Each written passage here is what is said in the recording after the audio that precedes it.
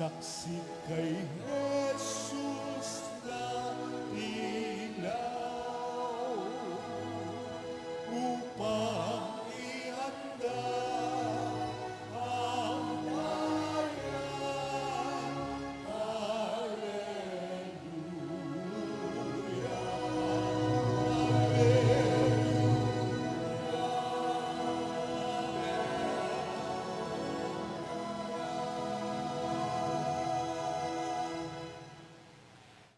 Sumainyo ang Panginoon. At sumaiyo rin. Ang mabuting balita ng Panginoon ayon kay San Lucas. Papuri sa iyo, Panginoon.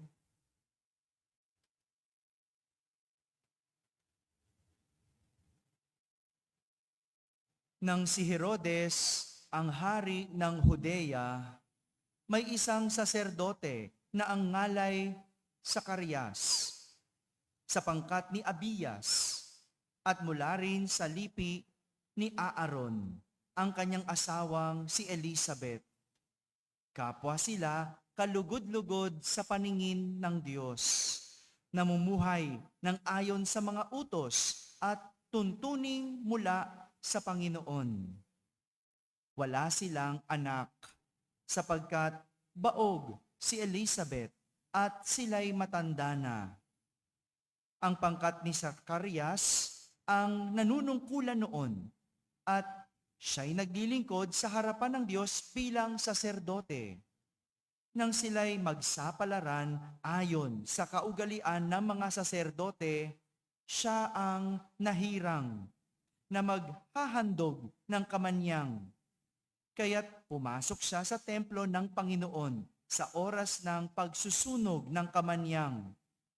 Samantalang nagkakatipon sa labas ang mga tao at nananalangin. Walang ano-ano'y napakita sa kanya ang isang anghel ng Panginoon, nakatayo sa gawing kanan ng dambanang sunugan ng kamanyang.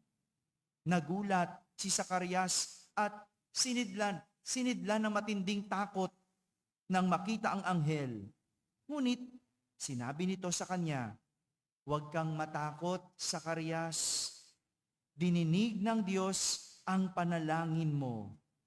Kayo ni Elizabeth ay magkakaanak ng isang lalaki at Juan ang ipangangalan mo sa kanya. Ikaw ay matutuwa at magiging maligaya at marami ang magagalak sa kanyang pagsilang sapagkat siya ay magiging dakila sa paningin ng Panginoon. Hindi siya iinom ng alak o anumang inuming nakalalasing. Sa sinapupunan pa lamang ng kanyang ina, mapupuspos na siya ng Espiritu Santo. Marami sa mga anak ng Israel ang panunumbalikin niya sa kanilang Panginoong Diyos. Mauuna siya sa Panginoon, taglay ang Espiritu at kapangyarihan ni Elias, upang pagkasunduin ang mga ama at ang mga anak at panumbalikin sa daan ng matuwid ang mga swail. Sa gayon, ipaghahanda niya ng isang bayan ang Panginoon. Mga kapatid, ang mabuting balita ng Panginoon. Pinupuri ka namin, Panginoong Heso Kristo. Magsiupo ang lahat at makinig sa homilya. Isang maulang gabi po sa inyong lahat. Magandang gabi po. Pakibating katabi ng magandang gabi. Magandang gabi rin sa mga nasa barangay, sa mga nasa tahanan, nagsisimba via online at sa lahat ng nasa abroad. Kasama po kayo sa aming banal na pagdiriwang dito sa ating parokya. May kasabihan sa Ingles na good things happen to good people. Narinig nyo na po ba yon?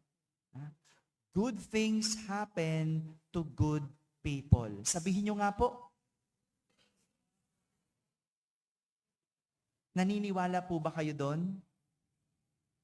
Maganda ba nangyayari sa inyo? Sinong hindi maganda ang nangyayari sa kanila? Taas nga ang kamay. Di ba nahiya tayo? Kasi sabi sa kasabihan, good things happen to good people. Huwag ka na mahiya, macho. Ah, aminin natin, kung hindi naman magandang nangyayari, bakit? 'Di ba? Kasi ang unang tanong, good ka ba? May pagkakataon na ang hirap maniwala sa kasabihang ito. Tama ba? Father, nagpapakabait naman ako. Nagsiserve naman ako. Oh, check, macho. Oh, nagpapakabait na ako. Oh, check, macho. Oh, nagpautang ako. Oh, check, macho. 'Di ba? Sinisikap mo. Pero bakit hindi maganda ang nangyayari sa akin? Natanong nyo na ba yon? Good things happen to good people.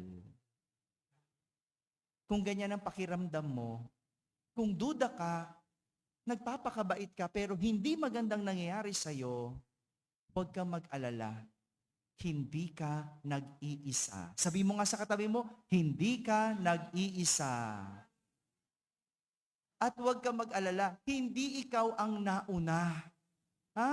Kung pakiramdam mo nagpapakabait ka pero hindi naman magandang nangyayari sa'yo, hindi ka nag-iisa. At pangalawa, hindi ikaw ang nauna. Dahil ganito din ang sinapit ng mag-asawang Zacarias at Elizabeth. Buong buhay nila, sila'y tapat na lingkod ng Panginoon. Pero bakit tila pinagkaitan sila ng biyaya na magkaanak? Alam niyo po, nung panahon na yon, kapag ikaw ay baog, ikaw ay tinuturing na sinumpa. Gusto mo sabihin, ano bang ginawa ko? Bakit ako sinumpa? Wala pa nga akong ginagawa. Sinumpa na ako? No? Ganyan ang turing sa mga baog. Pinarusahan, sinumpa. Yung mag-asawa, walang anak. Pero kahit tingin sa kanila'y sinumpa o pinarusahan, tapat sila na lingkod ng Panginoon. Hindi sila tumigil manalangin at hindi sila tumigil maglingkod sa Diyos. Hindi sila tumigil maging tapat sa Diyos. Kahit baog at matanda na, ang panalangin ng mag-asawa, sila'y magkaanak. Galing, no? Sasabihin ng iba, ay siguro, no, nasisiraan na ng ulo ang mag-asawa. No? Baog nga, pero ang dasal, magkaanak. No? Ganyan talaga. Pagtapat ka sa Diyos. Ganyan talaga pag ikaw ay naglilingkod sa Diyos. Alam mong walang imposible sa Diyos. Pero hindi si Elizabeth at Zacarias ang tapat. Sinong tapat? Ang Diyos. Sadyang tapat ang Diyos sa mga nananalig at nananampalataya sa Kanya. Tapat ang Diyos sa mga tao niya. Kalugod-lugod ang mag-asawa. At kahit tila imposible, naging posible. Bakit? Dahil tapat ang Diyos. Sila ay biniyayaan ng anak. At ang sabi ng anghel, pangangalanan nila itong, Juan.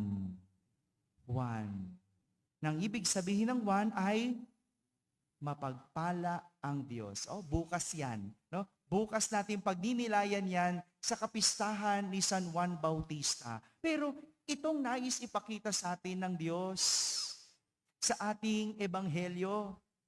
Kahit kailan, tapat ang Diyos kailanman.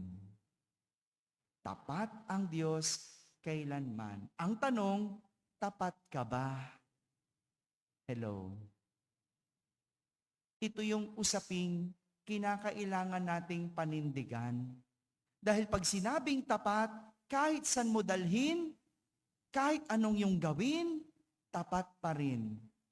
Walang kondisyon ang pagiging tapat Dahil ang pagiging tapat ay isang desisyon. Tapat ka hindi dahil may nakukuha ka. Tapat ka hindi dahil mahal ka. Tapat ka hindi dahil may napapala ka. Tapat ka hindi dahil may napapakinabangan ka. Ganyan ang taong tapat. Naninindigan kahit nahihirapan. Ulitin ko po, ang taong tapat, naninindigan kahit nahihirapan. Ngunit nakakalungkot dahil sadyang may mga taong ang dali bumaluktot. Pag wala nang nakukuha, pag walang napapala, walang napapakinabangan, bumabaluktot agad. Baluktot ang kaisipan, baluktot ang pag-uugali dahil kahit kailan hindi naman tapat. Yung dating diretso, lumiliko. Yung dating tuwid, nangangaliwa. Yung dating pasulong, umuurong. Naisip ko tuloy, kung si Elizabeth at Zacarias ay bumaluktot, umurong, makakamit kaya nila ang biyaya? Mahukuha kaya nila ang dinadasal nila? Mabuti na lang, dahil sila'y tapat, natamo nila ang biyaya. Kaya nga, totoong may tamang panahon para sa lahat. Sabihin nyo nga po, tamang panahon. Ito ang binigay sa mag-asawang Elizabeth at Zacarias. Tamang panahon. Kung ikaw ay nagdadasal at tila walang nangyayari, may tamang panahon. Kung ikaw ay may sakit at hindi mo pa makuha ang kagalingan, may tamang panahon. Kung ikaw ay inutangan at hindi pa rin binabayaran, may tamang panahon. No? Dalawa lang yan. No? Dalawa lang yan. Ano yun? May tamang panahon sa'yo o may araw din sila? Ha? Hello? Ha? Dalawa lang pagpipilian mo. No? May tamang panahon sa'yo o may araw din sila? O yan. O, ganyan ang tapat. O, intayin mo lang. Yung mag-asawa nga kinatandaan na nila. Father, bakit naman ganun? Kinatandaan na nila. Baka siguro, mabuti silang lingkod ng Diyos, pero baka hindi pa sila mabuting magulang. May gano'n naman, di ba? Kaya ikaw, huwag ka nagmamadali na magkaanak. Hello? Yung mga bata dito, Naku, meron akong bininyagan na naman nung linggo, kahapon. Ang babata. Ang babata na magulang. Huwag kayo nagmamadali. Hindi pa tamang panahon. Relax ka lang. Father, 10 years na kami mag-asawa. Baka hindi ka pa mabuting magulang. Sa panahon ngayon, ang hirap maging magulang. Kahit anong bantay mo sa anak mo, magbukas lang yan ng cellphone, iba na ang pwedeng maging ugali. Kaya, hintay lang. Relax ka lang. No? Yung dinadasal mo na sana makapasa sa board exam, baka hindi ka pa mabuting professional. Gusto mo maging lawyer ka kaagad, baka hindi ka naman maging mabuting abogado. Iniintay lang din ng Diyos yon. No? Pwedeng matalino ka, pero hindi ibig sabihin, mabuti ka. Baka iniintay lang din yon. Kasi nga, ayon sa kasabihan, good things happen to good people. Intayin mo. Sabi ni Matthew, Father, tagal bayaran. No? Intayin mo. Ginagawa ka pang mabuti. No? Hinahabaan ang pasensya mo. No? Yung talagang darating ang araw, hindi ka na magpe-Facebook. No? Hindi mo na isisigaw sa Facebook. Talaga nag-iintay ka na lang. Oh. Kakaiba ang Diyos. Kakaiba ang Diyos. Bakit? Dahil ang Diyos tapat. Tapat sa kahit kanino.